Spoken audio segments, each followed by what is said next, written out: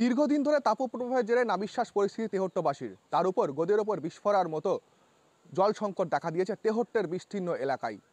টিউবওয়েলে উঠছে না জল।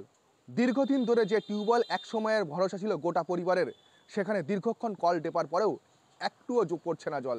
নতুন করে টিউবওয়েল বসিয়েও মিলছে না সুরাহা। এখন কেনা জলই একমাত্র ভরসা তাদের। বিশেষজ্ঞদের মতে জলস্তর গভীরে নেমে যাওয়ার কারণে এই পানীয় জলের তীব্র সংকট দেখা দিয়েছে।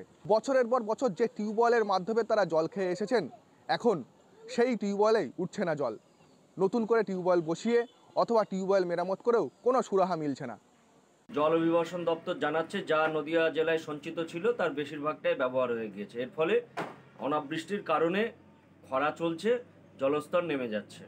এই কারণের জন্যেই আমাদের এই বেতাই এলাকায় এবং পার্শ্ববর্তী এলাকায় এই অবস্থা।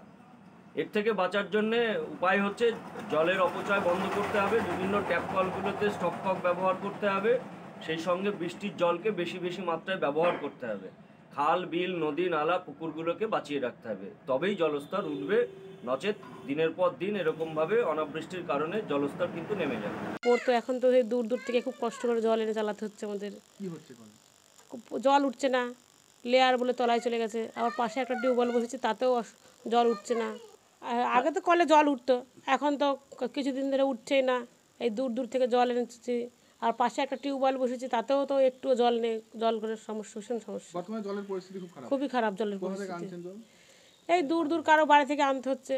এই বিষয়ে ইতিমধ্যে সাধারণ মানুষকে সচেতন করতে শুরু করেছে বিভিন্ন পরিবেশ ও সমাজপ্রেমী সংগঠন। তারা জানাচ্ছেন, জলস্তর কমে যাওয়ার কারণে এই সমস্যা। ধীরে ধীরে কমে যাচ্ছে ভূগর্ভস্থ জল। অপরদিকে অনাবৃষ্টি। দ্রুত জল অপচয় কম না করলে আরও বড়সড় সমস্যার সম্মুখীন হতে হবে সাধারণ মানুষকে। আমার শহর তেহট্ট থেকে সন্তু সাহা, কলকাতা টিভি।